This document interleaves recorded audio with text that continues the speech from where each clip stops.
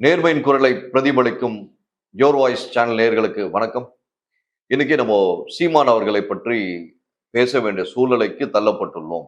ஏனென்றால் கடந்த 2 நாட்களுக்கு முன்பு திரு சீமான் அவர்கள் ஒரு மாநாடு நடத்தினார். அவர் அந்த மாநாடுல பேசின நிறைய விஷயங்கள் மனதார பத்திரிகை நண்பர்கள் ஏற்றுக்கொள்கிறேன். திரு ரஜினிகாந்த் அவர்கள் கட்சி ஆரம்பிக்கும் போது அவர் புகுத்தின விஷயங்களாகட்டும், இன்று வரை தமிழகத்தை தமிழன் தான் ஆள வேண்டும் என்று அவர் அடிக்கடி சொல்லக்கூடிய விஷயம். ஆனால் அண்ணாதுரைக்கு அடுத்தபடியா பார்க்கும்போது ஓபிஎஸ் அவர்களே, இபிஎஸ் அவர்களை தவிர்த்து வேறு யாரும் தமிழர்கள் கிடையாது. ஆனால் அவர்கள் சரியா ஆட்சி செய்யல அப்படின்னு பார்த்தா சத்தியமா சொல்ல முடியாது.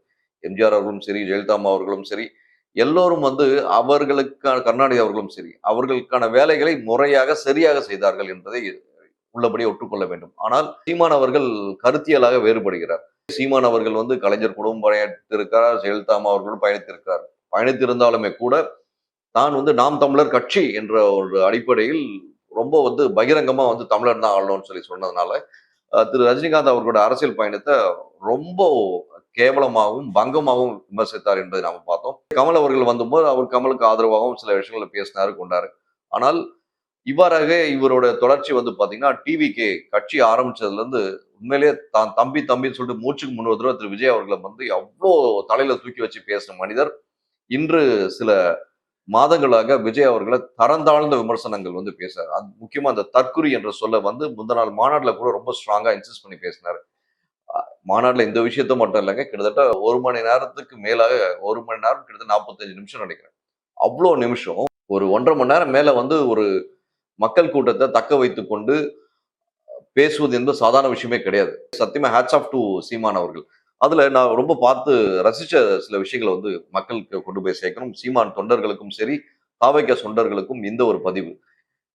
ஏனென்றால் அந்த ஒரு காணொளியை தயவு செய்து சீமான் தொண்டர்களும் சரி, தாவைக்கா தொண்டர்களும் சரி, திரும்ப திரும்ப பார்க்கும்போது உங்களுக்கு நிறைய விஷயங்கள் புலப்படும். அவர் சொல்லக்கூடிய ரொம்ப நியாயமான, தத்துவார்த்தமான விஷயங்கள உள்ளபடியே எடுத்துக்கொள்ள முடியும். ஃபர்ஸ்ட் விஷயம் அடிமை வாழினும் உரிமை சாவு மேலானது.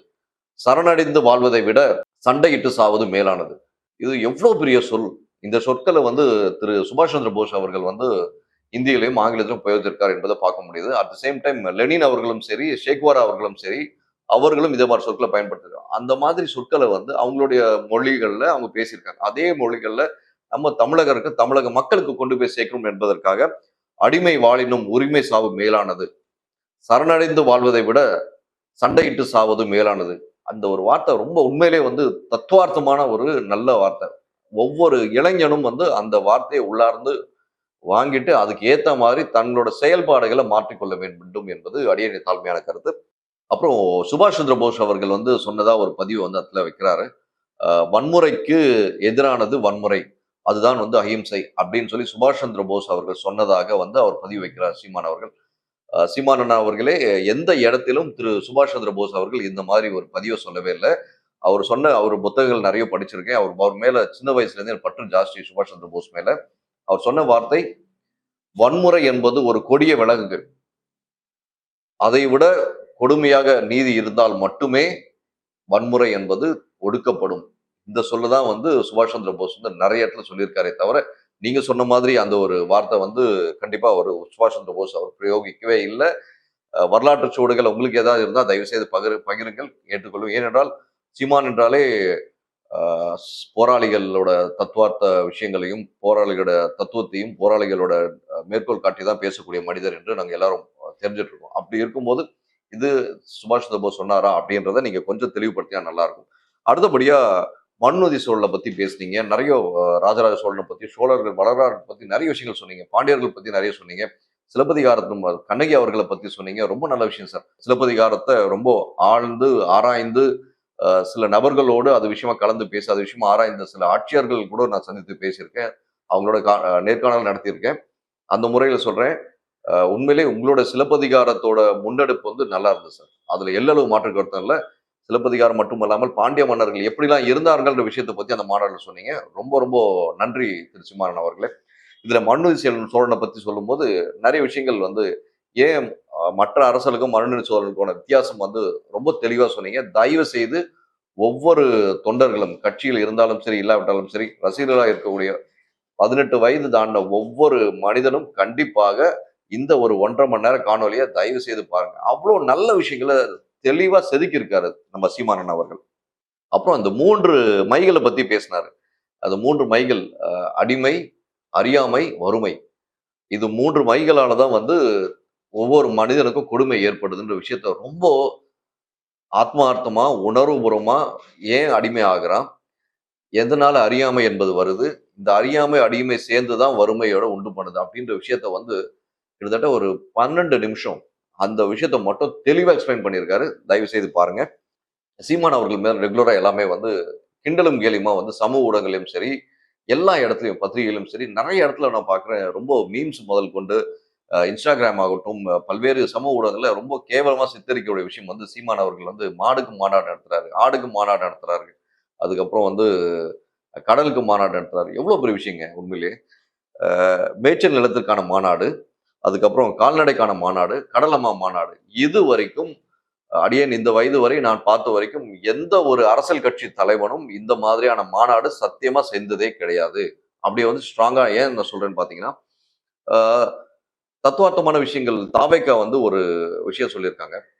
தாவேக்காவோட ஒரு விஷயங்கள் பிறப்போக்கும் எல்லா உயிர்க்கும் அப்படின்ற விஷயத்த தான் வந்து தாவேக்கா வந்து முன்னெடுத்தாங்க. அந்த விஷயத்த வந்து சீமான் அவர்கள் தான் கட்சி ஆரம்பிக்கும்போது வேற டைரக்ஷன்ல, வேற டைமென்ஷன்ல சொன்னாருன்றத நம்ம உள்ளபடியே ஏற்றுக்கொள்ள வேண்டும். பிறப்போக்கும் எல்லா உயிர்க்கும் அப்படின்னும் பட்சத்துல, அவர் இந்த மாநாடுலாம் நடத்துறாரு இல்லைங்க. நீங்க முக்கியமா இந்த விஜய் கட்சியை சார்ந்த விஜயோட தொண்டர்கள், விஜயோட ரசிகர்கள் வந்து சீமான் அவர்கள் மேல இவ்ளோ விமர்சனங்கள் வைக்கிறீங்க. கொஞ்சம் யோசிச்சு பாருங்க. உங்களுடைய அந்த தத்துவார்த்த சொல், பிறப்போக்கும் எல்லா உயிர்க்கும் அப்படின்னு வரும்போது, இந்த மாநாடு எல்லாம் எவ்ளோ முக்கியம்ன்றத நீங்க உணர்வீங்க. ஸோ இந்த மாரி மாநாடு நடத்துறதுனால மாடுக்கு அறிவு வந்துருமா? ஆடுக்கு அறிவு வந்துருமா? கோழிக்கு அறிவு வந்துருமா? மீன்களுக்கு அறிவு வந்துருமா? அப்படின்னு பார்த்தா கிடையாது. பிறப்போக்கும் எல்லா உயிர்க்கும், எல்லாருக்கும் எல்லாம் சமம் அப்படின்றது தான் வந்து சமூக நீதி. இந்த சமூக நீதி விஷயத்துல இந்த மாரி ஒரு மாநாடு நடத்தும்போது, அப்படியாவது உயிருள்ள ஜீவன் அனைவருக்கும், ஐந்தறிவு உள்ள ஜீவன்களுக்கும் இந்த இடத்தில், இந்த பூமியில் சரிபங்கு இருக்கு என்பதை உணர வேண்டும். நாம எல்லாம் அடிபட்டு வந்திருக்கோம். கொரோனான்ற விஷயத்துல நம்மலாம் அடிபட்டு வந்திருக்கோம். கொரோனா எல்லாரையும் வந்து லாக்டவுன்ல உட்கார வச்சது. அப்போ உலகமே ஸ்தம்பித்து இருந்தது. அந்த சூழல்ல நம்போ அந்த விலங்கினங்கள் எல்லாரும் ரோட்ல வரது எல்லாமே எல்லா இடத்துலயும் பார்த்தோம். ஸோ அப்போ நம்ம எல்லாருக்கும் ஒரு உணர்த்தல் ஏற்பட்டுச்சு. என்னன்னா, இந்த பூமியானது மனிதர்களுக்கு மட்டுமல்ல, அனைத்து உயிர்களுக்கும் சொந்தம் என்பதை நமக்கு வந்து புரிய வச்சது அந்த கொரோனா. அத வந்து தெள்ளத் தெளிவா இந்த மாநாடு மூலியமா இதுல வந்து தேனி மாவட்டத்திலும் சரி, இன்னொரு மாவட்டத்திலயும் அவர் என்ன பண்ணாரு, மாடு மேய்ச்சு போனாரு. அதுக்கெல்லாம் போலீஸ் அரெஸ்ட் பண்ணாங்க. நல்ல விஷயம். நம்ம மூதாதையர்கள்லாம் வந்து எடுத்த உடனே பேண்ட் ஷர்ட் போட்டோ, இல்ல ஜீன்ஸ் பேண்ட் போட்டோ, இல்ல கோட் ஷர்ட் போட்டோ வரலங்க. நம்ம மூதாதையர்கள்லாம் வேட்டி வேட்டி வெறும் துண்டு மடத்த மேல போட்டுப்பான். போட்டுட்டு மாடு, ஆடு மேய்ச்சு தான் இவ்வளோ தூரம் வந்து நம்மலாம் இந்த அடுத்தடுத்த ஜெனரேஷன் கேப்புக்கு வந்துரும். ஜெனரேஷன் லெவலுக்கு வந்திருக்கும். இப்படி இருக்கும் சூழல்ல சில விஷயங்கள வந்து அவரு இளைஞர்களுக்கும், இன்று இருக்கக்கூடிய மக்களுக்கும் புகுத்த வேண்டும் என்ற கடமையாக அவர் நினைத்து அந்த மாரி விஷயங்கள் செய்றார்ன்றது தான் ஒரு பத்திரிகையாளர் முறையில நான் பார்க்கிறேன். 1. 2வது விஷயம் நகைக்கக்கூடிய விஷயமா கூட இருக்குது. இந்த மாரி மாடு மேய்க்கிறது, ஆடு மேய் ஒரு அரசியல் கட்சி தலைவர். ஆனால் டே 1ல இருந்து அவரோட அரசியல் பிரயோகம் எப்படி இருக்குன்னு நான் பார்த்துட்டு இருக்கேன். விவசாயம் சார்ந்த விஷயங்கள்ல வந்து ரொம்ப முன்னோக்கி போகக்கூடிய மனிதர். ஸோ அதனால இந்த ஒரு காணொளி போடுறதுக்கு முன்னாடி திரு சீமான் அவர்களை கூட தொடர்பில் இருக்கக்கூடிய சில மனிதர்களோட ஃபோன் பண்ணி நான் பேச வாய்ப்பு கிடைச்சது. அதுல முதல் ஆளா வந்து நல்லுசாமி கல் இயக்கத்துக்காக போராடக்கூடிய ஒரு நல்லுசாமி. எனக்கு விவரம் தெரிஞ்சு ஒரு 28 ஆண்டுகளா வந்து திரு நல்லுசாமி அவர்கள் இந்த கல் இறக்குமதிக்காக போராடிட்டு இருக்காரு. அவர் கூட நேத்து பேசினேன். நேத்து ஒரு 1 மணி நேரம் மேல அவர்ட்ட ஃபோன்ல பேசினேன். சீமான் அவர்கள பத்தி ஒரு 10 நிமிஷம் தான் பேசியிருப்பேன். ஆனால் அவர் சொன்ன விஷயம், இன்று இருக்க அரசியல்வாதிகள் எடப்பாடியாருக்கு அடுத்தபடியாக அண்ணாமலைக்கு அண்ணாமலைக்கு சரி ஈக்குவலாக வந்து சீமான் அவர்கள் செயல்பாடு திருப்தியா இருக்கு. ஒரு விதத்துல அண்ணாமலை விட சீமான் அவர்கள் செயல்பாடு விவசாயத்துறையில அவ்வளோ நாலேட்ஜ் கெயின் பண்ணி வச்சிருக்காரு அப்படின்னாரு. அப்புறம் நான் என் டவுட் வந்து திருப்பி நான் கேட்டேன். ஐயா அன்புமணி சார் இல்ல Anbumani sir it's a legend in விவசாயம். But at the same time மக்களுக்கு எதார்த்த சொல்ல கொண்டு போய் சேர்க்கிறதுன்னு பார்த்தா சீமான் தான். ஸோ இப்போ இருக்க சூழ்நிலைகள்ல கல் இறக்குமதிக்காக இவ்ளோ போல்டா டவுன் தி கிரவுண்ட் இறங்கி பேசினக்கூடிய மனுஷன், சப்போர்ட் பண்ணக்கூடிய மனுஷன் சீமான். அடுத்தபடியா தான் அண்ணாமலை அப்படின்னு சொல்றாரு. சீமான் அவர்கள் வந்து இந்த கல் இறக்குமதிக்காக போராடுறத வந்து ஆளும் கட்சியில இப்போ இருக்க ஆளும் கட்சி வேற மாதிரியான விமர்சனங்கள் 2ஆம் கட்ட தலைவர்கள் பண்ணாங்க. அதெல்லாம் ஏன்டா பண்ணாங்க அப்படின்னு நோண்டி பார்க்கும்போது 20, 78 ஆண்டுகளுக்கு முன்னாடி என்னென்ன விஷயங்கள்லாம் நடந்தது அப்படின்றத நல்லுசாமி ஐயா சொல்றாரு. அப்படியே ஷாக்கிங்கா இருக்கு. ஏன் இன்னும் வந்து கல் இறக்குமதி தமிழ்நாட்டில ஏத்துக்க மாட்டாங்க. ஏன்னா பக்கத்து மாநிலம்லாம் ஒத்துட்டு இருக்காங்க. தமிழ்நாட்டில மட்டும் ஏன் ஒத்துக்கலன்னா, இந்த மதுபான கடைகள் மூட வேண்டிய சூழ்நிலை தள்ளப்படும். அதன் மூலமாக ஈட்டக்கூடிய வருவாயான சுமார் 45,000 கோடியானது ஒவ்வொரு வருடம் தடைப்பட்டு விடும். இதே மதுபானத்தை அவ்வளோ சேல்ஸ் ஆகும்னு பார்த்தீங்கன்னா கண்டிப்பா அவ்வளோ ஆகாது. ஆனா ஆகாததுக்கான சாத்தியக்கூறுகள் இருக்கு. எங்களை கூப்பிட்டு ஐடியாஸ் கேட்டா சொல்லுவோம். இந்த கொள்கை அடிப்படையில் 2 திராவிட கட்சிகளும் இந்த கல் இறக்குமதியை ஒத்துக்கொள்ள மாட்றாங்க அப்படின்ற விஷயத்த வந்து நல்லுசாமி ஐயா பதிவு பண்றாரு. இன்னொரு நல்ல ஒரு சொல் சொன்னாரு. தான் மீது வந்து 220 வழக்குகள் இருக்கதாகவும், சிறை செதுக்கும் ஆனால் சிதைக்காது. இது உண்மையிலே நல்ல ஒரு வார்த்தை. ஏன்னா வ.உ. சிதம்பரம் பிள்ளை அவர்கள் வந்து போராட்டம் காலத்திலும் சரி, சிறையில் இருந்த காலத்திலும் சரி, அவர் சொல்லக்கூடிய வார்த்தைகள்லாம் வந்து ஒவ்வொன்னும் வந்து உண்மையிலே வந்து ஒவ்வொரு கல்வெட்டுல எழுதி வைக்க வேண்டிய வார்த்தை வ.உ. சிதம்பரனார் அவர்கள் சொன்னது. அடுத்தபடியா இந்த ஒரு வார்த்தை திரு சீமான் அவர்கள் சிறை செதுக்கும் ஆனால் சிதைக்காது. அப்படிங்கும்போது நியாயத்துக்காக போராடும் ஒவ்வொரு நபரும் வந்து சிறை செல்வது என்பது இயல்பான விஷயம். சிறைக்கு செல்லும்போது உங்களை வந்து சிறை வந்து செதுக்குமே தவிர சிதைக்காது அப்படின்னு சொல்றாரு. ஏனென்றால் சிறைக்கு உள்ள போயிட்டா 24/7 நீங்க உள்ளதான் இருக்கணும். அப்படி உள்ள இருக்கும்போது உங்களுக்கு அறிவுபூர்வமா சில விஷயங்கள் சிந்தனைகள் வரும். நிறைய புத்தகங்கள் படிக்க நேரிடும். நிறைய யார் யாரெல்லாம் கிரிமினல் ஆக்டிவிட்டி செஞ்சுட்டு வந்தாங்களோ அவங்களை சந்திக்க நேரிடும். இந்த மாதிரி நேரிடும் போது நீங்க உங்களுக்கு அறிவு சார்ந்த விஷயங்களை மட்டும் எடுத்துட்டு அறிவு சம்பந்தம் இல்லாத விஷயங்கள் எடுத்துக்க கூடாது. அதுதான் வந்து சிறை வந்து செதுக்குமே தவிர சிதைக்காதுன்ற விஷயத்த பறைசாட்ட சொல்லியிருக்காரு. சீமான் அவர்கள் சொன்ன இன்னொரு விஷயத்த வந்து நான் முற்றிலும் மறுக்கிறேன். மறுக்கிறேன்ற விட எதிர்க்கிறேன். ரொம்ப ஸ்ட்ராங்கா எதிர்க்கிறேன்ற விஷயம் சொல்றேன். அறிவு, சிந்தனை, ஆற்றல் இங்கு தமிழகத்தில் யாருக்கும் இல்லை என்னை தவிர அப்படின்ற வார்த்தையை சொல்றாரு. ஐயா உள்ளபடியே இந்த விஷயத்த ஸ்ட்ராங்கா நான் ரொம்பவே லிட்டரலா எதிர்க்கிறேன் அண்ணா அவர்களே. அறிவு, சிந்தனை, ஆற்றல் இதை பொறுத்தவரை இந்த 3 சொற்களுக்கு உகந்தவாறு நான் அன்புமணி அவர்களை பார்க்கிறேன். அடுத்தபடியாக திரு அண்ணாமலை அவர்களை பார்க்கிறேன். அடுத்தபடியாக திரு எடப்பாடி அவர்கள்கிட்டயும் இந்த ஒரு விஷயத்த பார்க்கிறேன். அதுக்கும் திராவிட கட்சிகள இல்ல டிஎம்கேல ஏதோ இல்லையான்னு சொன்னா கண்டிப்பா முன்னோர் காலத்துல இருந்து பார்க்கும்போது அண்ணாதுரை அவர்களை போல ஒரு சிந்தனை திறன், கலைஞர் அவர்கள் போல ஒரு சிந்தனை திறன், செயலாற்றும் திறன்லாம் சத்தியமா வந்து திராவிட கட்சிகள வேற எவனுக்குமே கிடையாது ஸ்ட்ராங்கா சொல்ல முடியும். கலைஞர் அவர்களுக்கு இருக்கக்கூடிய சிந்தனை திறனாகட்டும், சாணக்கிய திறனாகட்டும் வேற யாருக்குமே தமிழ்நாடு அரசியல் கிடையாது. அப்படி இருக்கும் சூழலில் நீங்கள் வந்து இந்த ஒரு வார்த்தை வந்து அறிவு, சிந்தனை, ஆற்றல் இங்கு தமிழகத்தில் யாருக்கும் கிடையாது என்னை தவிர அப்படின்னு சொல்றத உள்ளபடியே ஏற்றுக்கொள்ள முடியாது. அடுத்தபடியா நீங்க திருப்பியும் தற்கூறின்ற விஷயத்த பத்திலாம் பேசியிருக்கீங்க.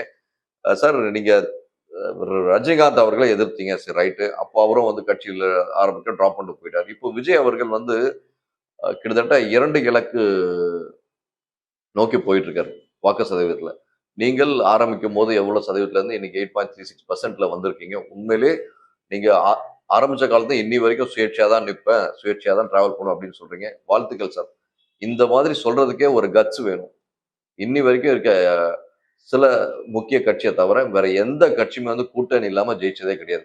ஸ்ட்ரைட்டா சொல்லணும்னா அதிமுகன்ற ஒரு கட்சி மட்டும்தான் தைரியமா திமிரா நின்னு கூட்டணி இல்லாம ஜெயிச்சிருக்காங்க. ஆனால் வேற எந்த கட்சியுமே தமிழகத்துல கூட்டணி இல்லாம ஜெயிச்சதா வரலாறே கிடையாது. இன்னமும் வந்து 2 சீட்டு 3 சீட்டு கெஞ்சிட்டு பிச்சை எடுக்கிற ஆளுங்க நம்ம பார்த்துட்டு தான் இருக்கோம். ஆட்சியில் பங்கு, அதிகாரத்தில் பங்கு என்று வீரவசனம் எல்லாம் பேசுவாங்க. பேசிட்டு சுத்துற ஆட்களை நம்ம பார்த்துட்டு இருக்கோம். ஆனால் தேர்தல் என்று வரும்போது எல்லாரும் வந்து வாய மூடிட்டுப்பா இருக்கிறது கொடுப்பா, கொடுக்கறத கொடுப்பா அப்படின்னு போறதான் பார்த்துட்டு இருக்கோம். ஆனால் நீங்கள் சீமான் அவர்களே கொஞ்சம் யோசிங்க.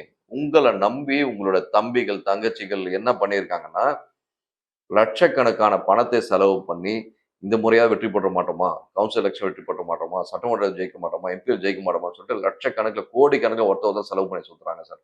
அப்படி இருக்கும் சூழல்ல நீங்க அவர்களுக்கு என்ன செஞ்சீங்க அப்படின்னு ஒரு கேள்வி எழுது. சார் நீங்க ஒரு மாநாடுக்கோ இல்ல ஏதோ ஒரு மீட்டிங்க்கு போறதா இருந்தா கூட அந்த இடத்துல ஹோட்டல் ரூம் புக் பண்றதுல இருந்து உங்களுக்கான அப் அண்ட் டவுன் டிராவல்ல இருந்து எல்லா விஷயங்களும் ஏ டு செட் எல்லாம் பார்த்துக்கிறாங்க உங்களுடைய சகோதர சகோதரிகள். அப்படி இருக்கும் சூழல்ல அவங்களுக்கு நீங்க ரீகன்சிடர் சொல்ற வார்த்தை வந்து உங்களுக்கு மேலோக்கம் பார்க்கப்படும். அட் த சேம் டைம் ஒவ்வொரு இடத்துலயும் உங்களோட தம்பி தங்கச்சிகளுக்கு என்ன பண்ண போறீங்கன்னு யோசிங்க. ஏன்னா உங்களை நம்பி இத்தனை வருஷம் டிராவல் பண்றாங்கன்னும் போது இப்போ ரீசெண்டா கடந்த விஜய் கட்சி ஆரம்பித்தது இன்னி வரைக்கும் கிட்டத்தட்ட ஒரு 9, 10 மாதங்கள்ல உங்க கட்சியில இருந்து ஆயிரக்கணக்கான தம்பி, தங்கைகள் போயிட்டாங்க. எந்த கட்சி போயிருக்காங்க உங்களுக்கு தெரியும். பெரும்பான்மையானோர் தாவேக்காவிற்கும், ஒரு சிலர் வந்து திமுகவிற்கும், அதிமுகவிற்கும் சென்றதை நம்ம கண்கூட டிவிலயும் சரி, பத்திரிகையிலயும் நம்ம ரெகுலரா பார்த்துட்டு இருக்கோம். கடந்த 45 நாட்களா மட்டும் தான் உங்க கட்சியிலேருந்து மூவ்மெண்ட் ஆகாம இருக்காங்க. 45 நாள் முன்னாடி வரைக்கும் பார்த்தீங்கன்னா, அத்தன பேர் வந்து போறவங்க தாராளமா போட்டோம் அப்படின்னு நீங்க ஸ்ட்ரெயிட்டா சொல்லிடுறீங்க சார். ஆனா, எவ்வளோ ஒரு வலியோட போயிருப்பாங்க அவங்க. அதை என்னைக்காவது ரியலைஸ் பண்ணியிருப்பாங்க. ஏன்னா, அண்ணன் நம்பி உங்கள நம்பி வந்தாங்க. உங்களுடைய வீர தீர பேச்ச நானே வந்து வியந்து பார்த்துருக்கேன். உங்கள பக்கத்துல உட்கார்ந்து உங்ககிட்ட அத பேசும்போது, கேட்கும்போது உங்களுடைய உச்சரிப்பானது, உங்களுடைய சொல்லக்கூடிய ஒவ்வொரு வார்த்தையானது, அந்த ஒரு ஆக்ரோஷம், அந்த ஒரு இன வெறி என்பதை விட தமிழுக்கான வெறி என்பதை ஒரு துடிப்போட பார்க்க முடியும். அந்த வேகத்த கொஞ்சம் குறைச்சுக்கோங்க. ஏன்னா நம்போ நல்லு சார் கிட்ட நேத்து பேசக்கூட சொன்னாரு. இன்னொரு முக்கிய நபரும் விவசாய சங்கத்தோட முக்கிய தலைவர் ஒருத்தர். அவரும் சொன்னாரு, "சீமான் அண்ணனோட வேகம் கொஞ்சம் ஜாஸ்தியா இருக்கு. அந்த வேகம் மட்டும் கொஞ்சம் குறைச்சா இன்னும் நல்லாருக்கும்." அப்படின்னு சொல்லி எதிர்பார்க்குறாங்க. உள்ளபடியே 8.36%லேருந்து இந்த 2026 எலக்ஷன்ல வந்து உங்களுக்கு ரிசல்ட் எப்படி இருக்கும்ன்றது எல்லாரும் வந்து வெவ்வேறு ஆங்கிள்ல யோசிச்சாலும், யூகித்தாலும் நீங்கள் வந்து அதிமுக கூட்டணியில் வருவதாக நெறைய விஷயங்கள் பேச்சுவார்த்தை நெறைய பேர் சொன்னாங்க. அதெல்லாம் உள்ளபடியே வந்து ஏற்றுக்கொள்ளும்படியாக இல்லை. அட் த சேம் டைம் நடுவுல கூட திமுகவின் தலைவர் ஸ்டாலின் அவர்கள் போய் நீங்க வந்து அவங்க அண்ணன் இறப்புக்காக போய் சந்திச்சு பேசினதெல்லாம் கூட வேற மாதிரியா பேசப்பட்டது. அது எல்லாம் வந்து அரசியல் களத்திற்காக பல்வேறு விதமாக பேசப்பட்டாலுமே கூட, உங்கள் மீது, உங்களின் பேச்சு மீது, உங்களின் தமிழ் பற்று மீது, உங்களின் தேசப்பற்று மீது நெறைய பேர் நம்பிக்கையோட இருக்காங்க. ஸோ அந்த நம்பிக்கை முக்கியமாக உங்க தம்பிகைகள் வைத்திருக்கக்கூடிய நம்பிக்கையானது எல்லாத்தோடும் மேலானது இருக்கு. அவர்களுக்கு ஏதாவது ஒரு வழிவகை செய்தால் நன்றாக இருக்கும். ஏன்னா அந்த கடைக்கோட்டு தொண்டன் இருக்கான் பாருங்க. அந்த கடைக்கோட்டு தொண்டன் வந்து தான் தலைவன் இவன் சொல்லி ஏன்னா நீங்க மூச்சுக்கு 3 தடவ கேப்டன் பிரபாகரன், பிரபாகரன், பிரபாகரன், அண்ணன் பிரபாகரன் சொல்றீங்க. ஸோ பிரபாகரோட பிள்ளைகள் என்று வரும்போது, நான் சிறு வயது 10ஆம் வகுப்பு, 9ஆம் வகுப்பு காலத்திலிருந்து இன்று வரை பிரபாகரன் அவர்கள் புத்தகத்தை படிக்காத நாள் இல்லை. நம்ம எல்லாருக்கும் இந்த தமிழ் பற்று, தமிழ் எழுச்சி, தமிழின போராட்டம், ஒரு தமிழ் வெறி என்று வருவது எல்லாருக்கும் முக்கிய காரணம் வந்து நம்ம பல்வேறு புத்தகங்கள் படித்தாலுமே கூட, பிரபாகரன் அவருடைய புத்தகம் படிக்கும்போது, அதுக்கு மேல உள்ள ஈர்ப்பு வந்து உண்மையிலே யாருக்குமே ஈடாகாது. வேற எந்த புத்தகம் படிச்சாலும் ஈடாகாது. சேக்குவாரா புக்க படிச்சாலும் சரி, லெனின் அவர்கள் புத்தகத்தை படித்தாலும் சரி, இங்க இருக்க சுபாஷ் சந்திர போஸ் எல்லாரோட போராளிகள் புத்தகம் படித்தாலுமே கூட, பிரபாகரன் அவர்களை படித்தால் நாம் யார் என்று நமக்கு புரியும். நம் தமிழ் மண் எவ்வாறு என்று நமக்கு புரியும். ஸோ இப்படி இருக்கும் சூழல்ல, நீங்க பிரபாகரன் பிள்ளையா, உங்கள நம்பி இருக்கோட தம்பி, தங்கைகளுக்கு பிரபாகரன் அவர்கள் என்ன செஞ்சார்ன்றது எல்லாருக்கும் தெரியும். அவரோட தம்பி, தங்கைகள். அதே போல நீங்க என்ன செய்ய போறீங்க? உங்களால ஏதாவது மாற்றம் வருமா? அப்படின்னு சொல்லி எதிர்பார்த்துட்டு இருக்கேன். அவங்களுக்கு ஒரு நல்ல ஒரு வழி ஏற்பாடு பண்ணி குடுப்பீங்கன்னு நம்புறோம். இன்னும் நல்ல சந்தர்ப்பத்தில் சந்திப்போம். நன்றி, வணக்கம்.